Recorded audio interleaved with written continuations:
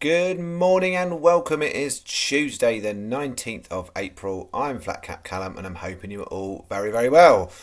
All right. Sorry to say that some of you, I'm sure, will have gone back to work after the Easter weekend. Some of you will not be at work because you're off work this week for the Easter holidays. And some of you probably don't work because you're either retired or in between roles. So everyone's different, aren't they? Anyway, so we're here. We're Tuesday. It's Sleepy Tuesday. There is 5 meetings. There's not a lot of value at all. I've got 6 horses, 2 bets. That is equating to half day stake. £10 is what we've got today. So I'll do a review of yesterday. I'll go through today's bets and then a flag that the golf bets for the weekend will be on tomorrow's video. So, recap of yesterday. I made it 30 on, 14.65 back for my channel stats. So a loss of 15.35. So we got almost half back. Second worst Monday ever. But equally, there's not been a Monday where we've done more than a stake. So we did stake and a half yesterday. And interestingly, for those of you who have been around for a while, we all know we used to have an issue on Saturdays. Saturdays was my absolute ball ache for me. I couldn't seem to hit a decent down a Saturday. That has changed in recent weeks. So statistically, today, as in Tuesday, is the only day of the week where the channel's not in profit. So if you did all the bets on a Monday, you'd be in profit. All the bets Wednesday, Thursday, so on and so forth. Tuesday, we're about £20 behind. I don't think there's a problem with Tuesdays, but we basically haven't hit a decent win on a Tuesday, and we've lost the last 5 Tuesdays in a row. So if you want some confidence about today's bets, there you have it. Tuesdays is the day to avoid, like the plague on the channel, albeit £20 behind is not a huge amount. So yesterday's bets, what did we have? This one, I was really disappointed with this for different reasons. So Rodney Bay, it was 5th. It paid out bet 365. It's rare to find a bookmaker paying out more than Sky Bet, but it happened on this one. Rodney Bay was 5th, paid out for 365, didn't fit anyone else. And then 315 Decimation was disappointing. It was up there with the pace and then just sort of really dropped back. And then the Irish Grand National I was most disappointed about. To have basically 3 horses and they all finish and none of them in the top 7 was really, really poor. So I was a bit gutted about that. So they weren't anywhere. And then Agent Baru fell. So nothing back on that one. You would have got a little bit back if you bet 365. Bet 2, Contraposto ran a cracker and it only got done near the line. SP'd at 20s. We only had 12s on the channel. Golden Q was down the pack. Franco Deport was down the field and Nobody Home was a non-runner. So it does depend, because if you did the bet like this, I literally got a single place for 12 to 1. If you'd taken SPs or you got a better price on Contraposto, you'd have done better. If you'd done the bet after the non-runner had come out, I advised to do it as 40p each way singles. If you did it as 40p each way singles, then you would have got more. So hopefully some of you got a bit more back than I did on the channel. No one's going to make profit on the bet, but hopefully you got a few quid more back than me. Then bet 3, the all-weather one, that was disappointing. Critical Thinking was 4th, paid out on Sky Bet, no one else, but it wasn't really that exciting because nothing else came off. So it was pence back for bet 3. And then bet 4, that was the close one. So Colossus, something went wrong with that and it finished last, which was sometimes happens. It wasn't the bad pick necessarily. It was something not quite right with it. Mutanasek then actually snagged a place, which some bookies did pay out at 18s, 28 in the channel. Then Tiger Spirit won at 20 to 1. 14s we only had in the channel, and then Enraged was up there and then just couldn't hold on to a place and ended up 8th, I think. 5th would have done for Sky Bet, 4th for most, but actually 6th for Sky Bet, and 5 for most other bookies would have done us, but it wasn't to be. That would have been the difference between making profit or not. But hopefully got some decent return there, because if you are a bookie that paid double for a double win, single win on Lucky 15, you'd have got that. And then there are bookies out there still like Betfred that will pay treble for Tiger Spirit. So if you did Tiger Spirit at 20 to 1, you'd have got treble your odds for the single. So you'd have done a really nice little bet there. As I'm saying, Sky Bet is the place to over the time to maximise your return. but it does vary in different bookies. Because if you give you an example, Paddy Power don't give a bonus on Lucky 15. Sky Bet give you double the odds. As I said, Betfred give you triple the odds. All the others are somewhere in between, but it gives you there's real variance in a bet like that when you can get triple at 20-1. So then we had Bet 5. This was poor. I mean, I keep getting the odd one, but the win bets are not doing so good at the moment. So yeah, none of them won. So that wasn't so good. Right. So today's bets, I've got 2 bets, as I said, 6 horses. So it's 2 lucky 15s and 2 legs are the same.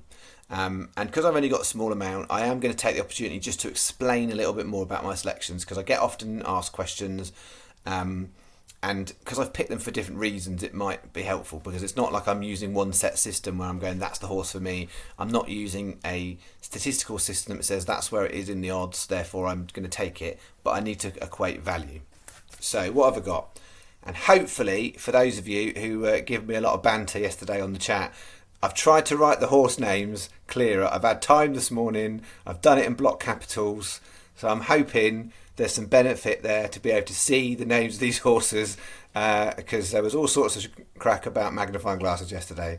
As I've said before on the channel, writing's not my gig. I'm much better at talking and analysing information. So hopefully you can see that. Right, top one. I can never pronounce that name. It's a really old horse and I've backed it a lot of times, but I can't pronounce it. Petoxide we'll go with, 28-1. Reason for that one, it's a bit more of a punt. It's first time out. It did win first time out last season, but it's a very old horse. So you never quite know. It did finish last season on the decline. And that's the reason why the odds are so big, because it declined and it's an older horse.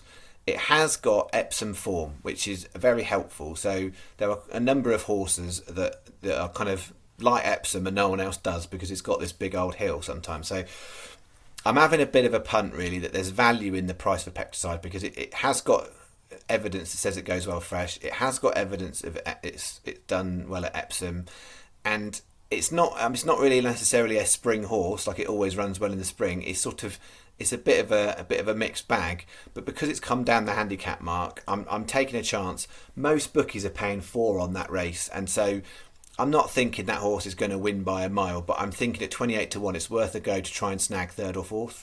That's the thinking. We've then got 3:30 at Epsom, Parachute. It's only 4-1. I put shorties sometimes when I've got biggies, in essence. Looking through that race, I think that horse simply has got the best form over the distance that is any horse in that race.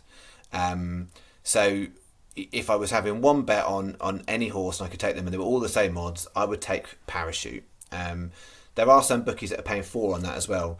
But yeah, I think it's got the best form at that distance. So I've put it in. It's a small price, but I put it in. And then the next 2, these are in both bets. So you know it's a bad day when the two horses in both bets are Wolverhampton horses. But these are the 2 best ones for value for me for today. So 5 o'clock, Wolverhampton Gertrude. It ran terribly last time out. If you look at its Wolverhampton form, it's come 5th and 6th on its last 3 runs, and it's about £7 lighter in terms of the handicap mark. And I just think it's been a bit overlooked, because when horses don't make the frame for a number of runs in a row, well, like this one hasn't, but 5th, 6th and 6th is £7 lighter. Therefore, I think that's handicapped to get a place. So I've taken it in there. You never know; it could come up and win.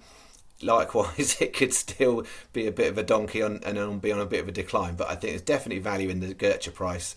And then Glorious Charmer is a classic horse that I would pick. It ran terribly last time out. If you look at the form before, off the same handicap mark, it was placed. The time before that, it was £1 lighter and it was placed. And the time before that, it was £1 lighter and it won. So if there's so much bias in racing betting markets around last time out, if a horse ran brilliantly last time out, you get artificially lower odds. If a horse ran terribly last time out, you get artificially higher odds, and it is an angle I look at often. So that's where we're going with that. That last time out, write that off, and you've got to look at the reason why you might write that run off. And And for that horse, it had an inexperienced jockey last time out, and that may well be the reason it didn't do so well. So that's what we've gone for there in Glorious Charmer. And then we've got bet 2. So we've got bet 2, the same Wolverhampton horses, but with 2 Yarmouth. So bet 1, 2 Epsom, 2 Wolverhampton. Bet 2, the same 2 Wolverhampton and 2 Yarmouth. We're going top 1. I should have said, got carried away there. Hopefully that was clear. 15p each way, lucky 15. And I've done a single on Petricide just because the price is big. It wasn't worth doing the double on them, I didn't really think. So I've just done it as a single on Petricide. Hopefully that was clear.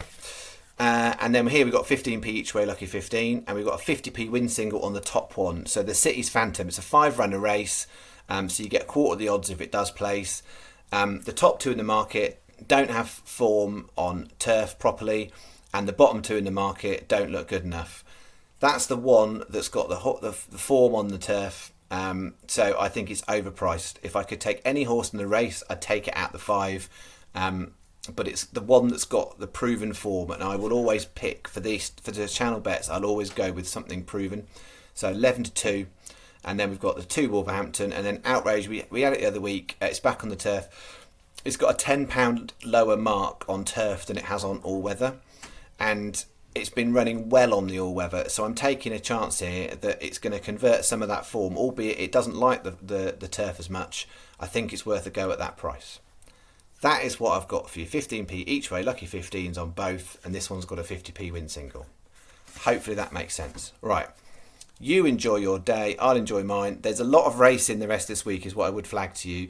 Most days are 6 or 7 meetings because of these holidays, so there's a lot to look through. It doesn't necessarily mean it's going to convert to value or volume of horses though. So we will see how we get on with the rest of the week. Okay. Cheerio for now. See you in the morning. Thank you very much.